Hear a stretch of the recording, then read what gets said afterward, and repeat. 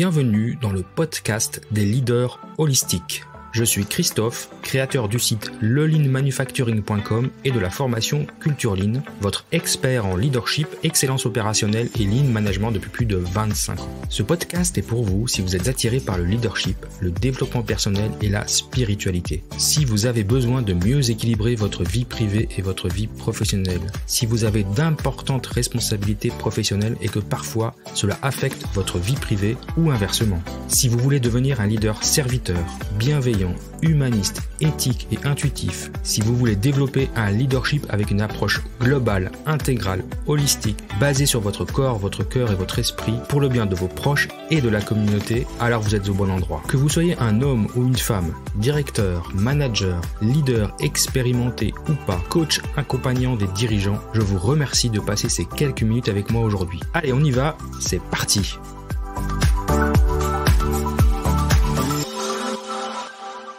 Alors bienvenue dans ce nouvel épisode du podcast des leaders holistiques et la contrainte créative du jour dans le cadre du challenge J'envoie 2022, c'est de s'inspirer d'un podcast d'un autre podcasteur, d'un collaborateur podcasteur.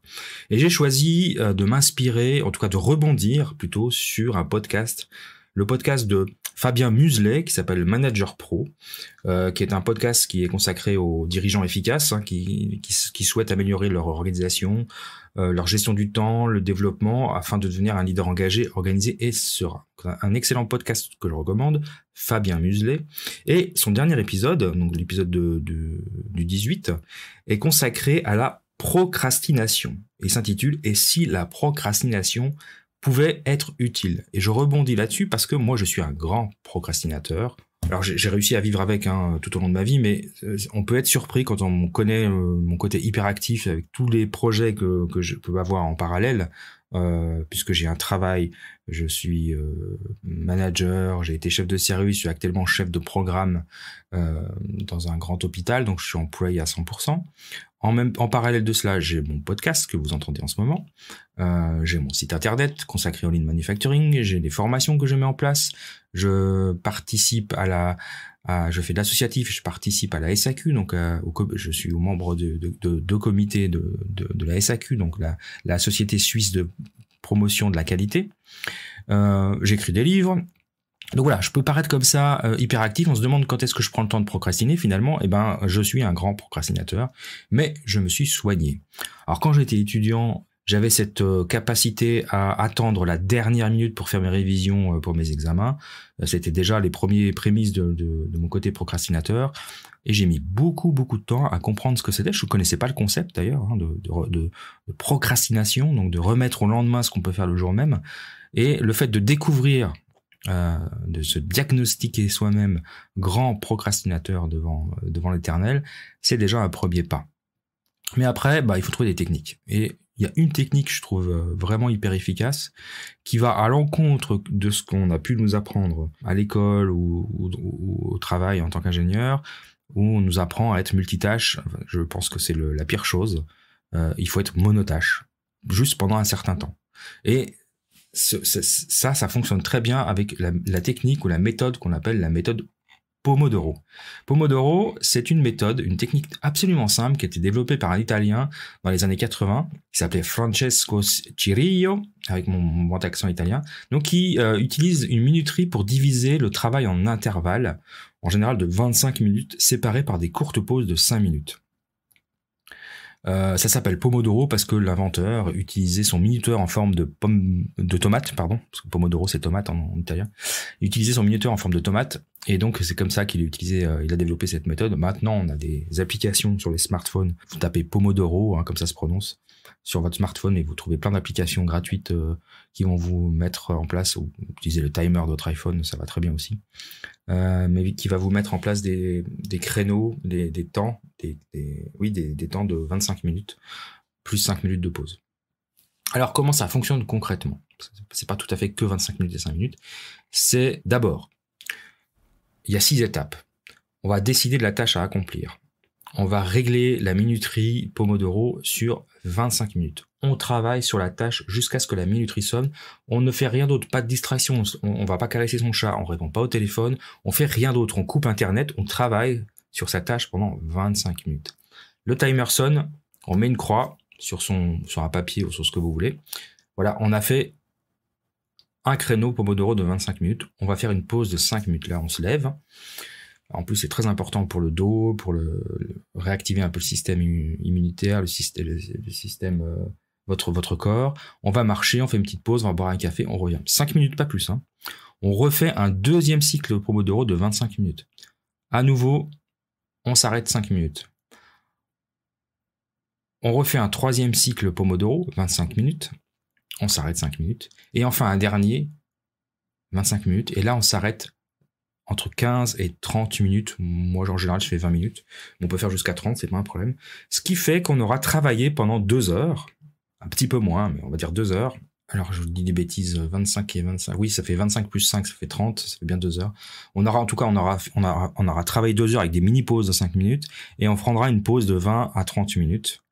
Ce qui fait qu'on aura fait un cycle complet de 2h30 grand maximum. Et là, on aura vraiment travaillé à fond. Et je peux vous dire que vraiment, on est super efficace. Après, pendant les pauses, on va regarder ses réseaux sociaux, on va faire ces petits trucs qu'on aime bien, ses emails, on s'en fout. Mais je recommande quand même de sortir, moi, de l'ordi, et éventuellement d'aller sur son smartphone parce qu'on est tous complètement addicts, mais c'est pas ce qui est le mieux. Le mieux, c'est d'aller prendre l'air, si c'est possible, en tout cas. Mais en tout cas, prendre une bonne pause, respirer, marcher, s'activer, et puis après on est reparti pour un deuxième cycle de 4 Pomodoro, donc ce qui fait encore 2 heures et demie, si on a besoin, ce qui fait qu'on aura travaillé 5 heures, et puis on peut rajouter comme ça un troisième, voire un quatrième pour les gros travailleurs. Mais avec ça, en général, moi ce qui est difficile, c'est de me lancer. C'est pas de travailler tout au long de la journée, c'est de la démarrer la journée. Alors quand on va au travail, évidemment, c'est facile, on arrive, on se met au boulot. Quand on est à la maison, quand on travaille à la maison, c'est mon cas en ce moment, puisque je suis en télétravail comme beaucoup de personnes, ou quand je travaille sur mes projets personnels, plutôt que de commencer à regarder YouTube ou Netflix, voilà, on se règle ces cycles Pomodoro, et quand on a fait les premiers cycles, 25 minutes plus 5, 25 minutes plus 5, 25 minutes plus 5, et encore une fois, en général, on est lancé, on a le cerveau qui est chaud, on est bon, on est parti. La procrastination, c'est vraiment se mettre en œuvre, c'est la première heure qui est difficile. Après, en général, ça va. Après, évidemment que quand on s'est arrêté 20 minutes ou voire 30 minutes, il faut se remettre dans le bain. C'est pour ça qu'il faut toujours repartir avec cette méthode et remettre son compteur à 0 et on repart pour 25 minutes. Donc, c'est une technique très simple. Vous n'avez pas besoin d'acheter votre minuteur en forme de tomate. Vous utilisez votre smartphone et vous programmez par période de 25 minutes. Et vous verrez que vous êtes très efficace et surtout, c'est que on fait pas de multiples tâches en même temps. Pendant 25 minutes, on travaille sur un projet, sur une tâche. Et puis on l'a fini. Donc on l'a fini soit en 25, soit en 50, soit en 2 heures.